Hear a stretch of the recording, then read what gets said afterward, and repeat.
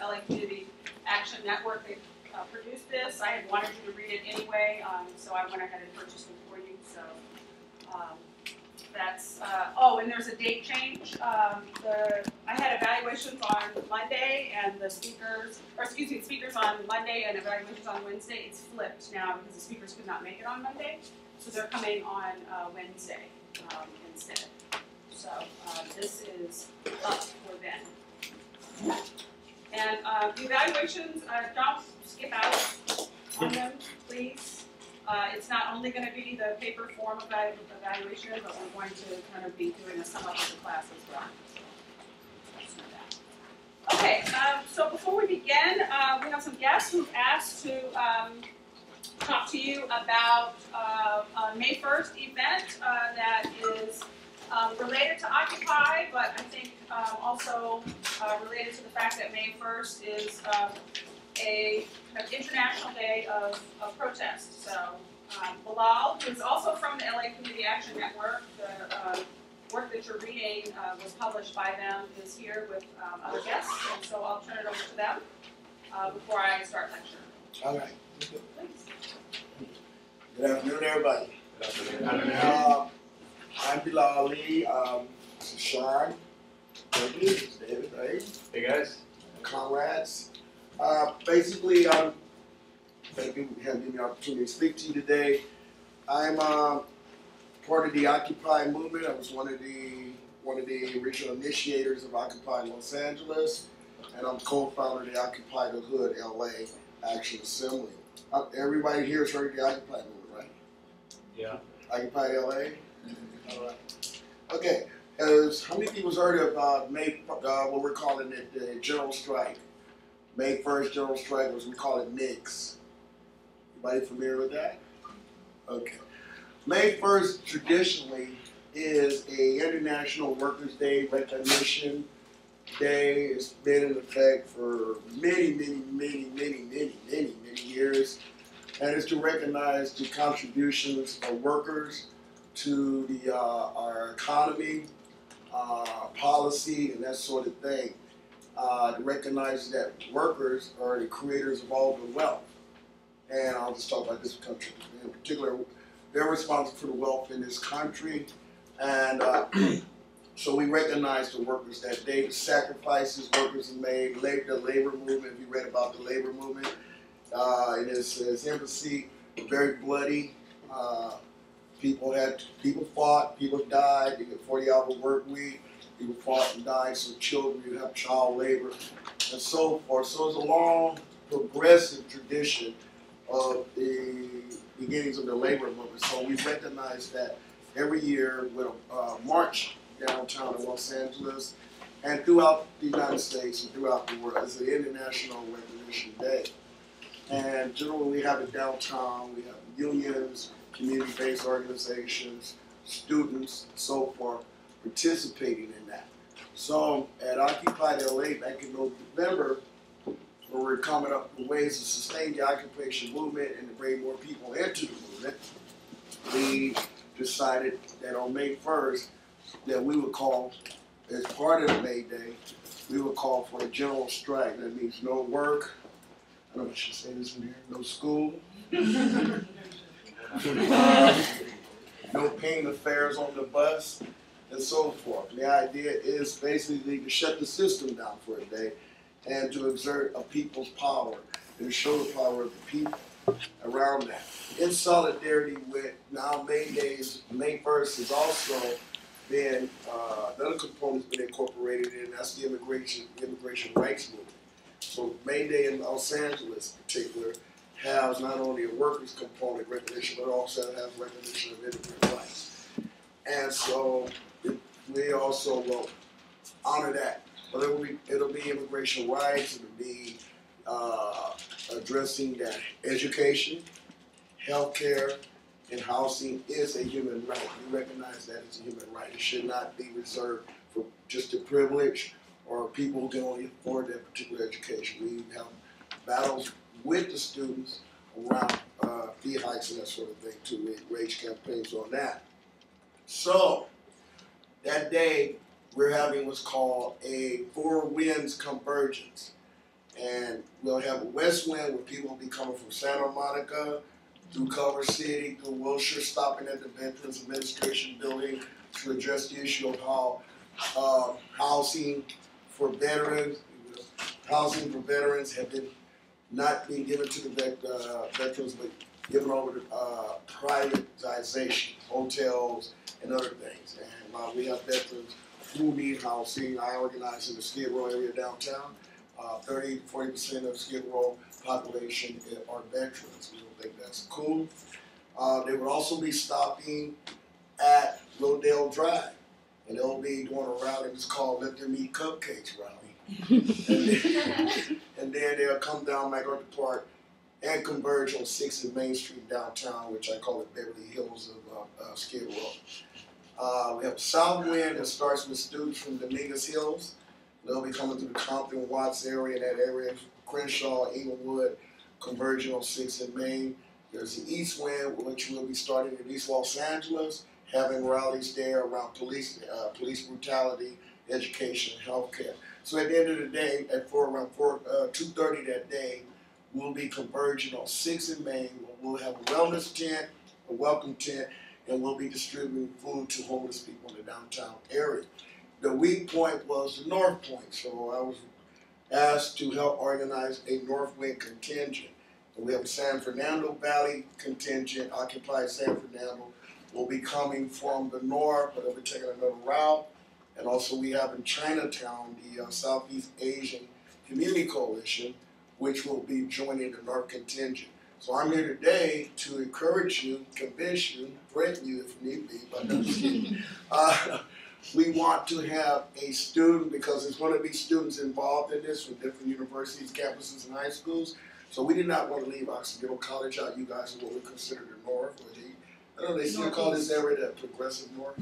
I've never heard it described that way. A lot of us used to live in this part of town. It's called progressive North. But anyway, so we wanted to include you in this. This is going to be a very historical event. The MIGS is not just here. It's across the country and it's across the world, where we have occupation. The occupation movement is not just germane to LA, the United States, but it's going on all around the world. It's universal. So we wanted you to be part of that. So I was busy here today to go over this with you. They have flyers over there. Now, I didn't have enough time to design and text this flyer yesterday because I was very busy, but that's the Southwind flyer. So if you have friends, relatives, folks that live in the South, we ask you to encourage them to join that contingent. And but that's just to give you an example of what we're doing, how this thing has been set up.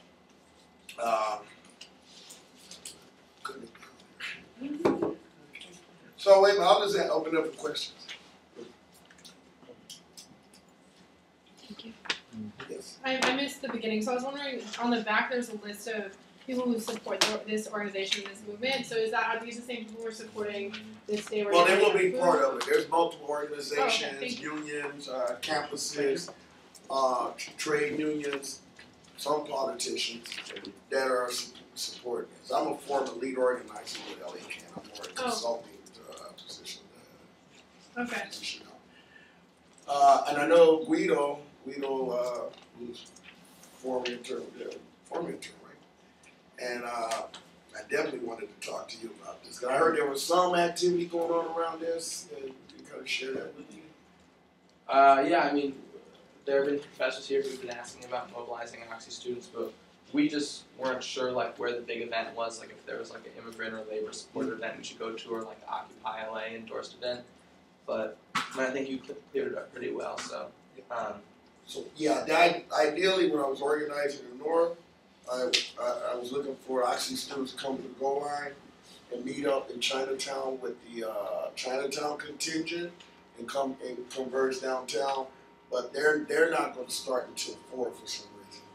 So and that we want people at 2:30 because we're going to join the Southern California Immigration Coalition from Olympic and Broadway and march back into downtown to City Hall.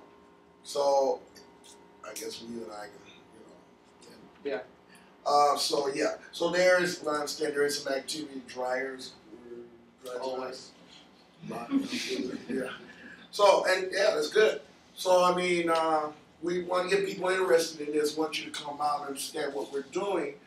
And this is all part of the occupation movement where we're trying to change the paradigm.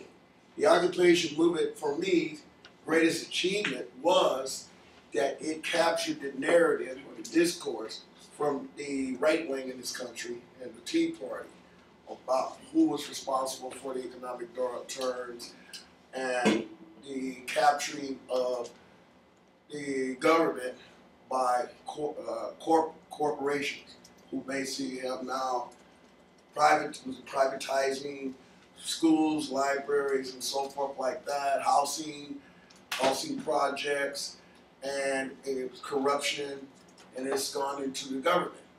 And we're seeing some hard times right now, and we're not seeing our way out of it because it's still business as usual.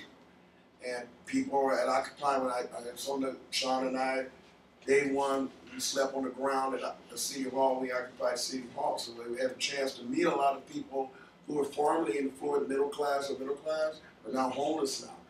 Through foreclosure fraud, they've lost their homes.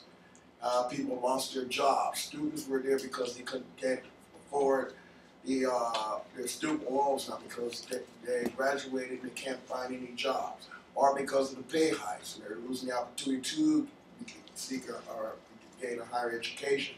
So all those various tendencies at Occupy, and people came together for a change and said, we recognize the culprit of this, and the enemy is corporatism and their influence on our government. So we're saying we're trying to take that back. We're trying to take our government back. We're trying to get the corporate influence out of that because we feel if that continues, we're all spiraling down a road that we may not be able to turn back from. And it's not going to help any of us. So in a nutshell, that's basically what the Occupy movement is about. And we're raising the visibility with this general strike on May 1st. So hopefully all you folks will be able to join us. Guido, I call you later because now since the Chinatown contingent is going to start later, we can talk about a meeting up or just take the goal line to can't think, but we'll figure it out. And then march through there. And I would actually be with you guys. I will be meeting up with you guys and we'll be leading in the back onto there. So if folks have more questions or want to get more information or get you information, how do they do that? Generally what we do, and I didn't do it, we have a sign-in sheet, but you can take this number down. Okay, it's Bilal, B is in Billy, I-L-A-L, last name A-L-I. My email is M is in Mary, A, F is in Frank, U, N is in Nick, D is in Daddy, I, M-A-F-U-N, 421 at Gmail.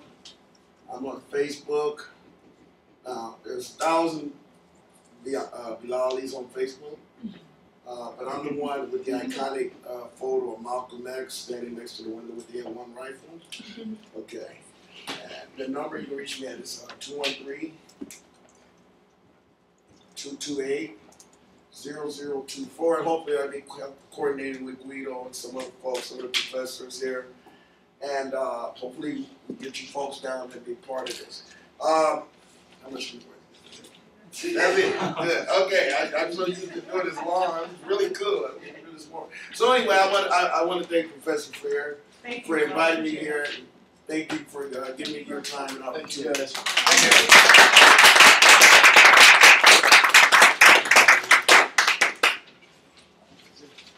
Thank you. Appreciate All right, it. guys. Okay. Borrow him real quick. Can I borrow Guido? Yes, very quickly. Real quick. So, as I mentioned, some of you have come in since I mentioned that your reading assignment is in front of you. Treat them now. These are your own copies. Excuse me. There's some here. Does everybody have one?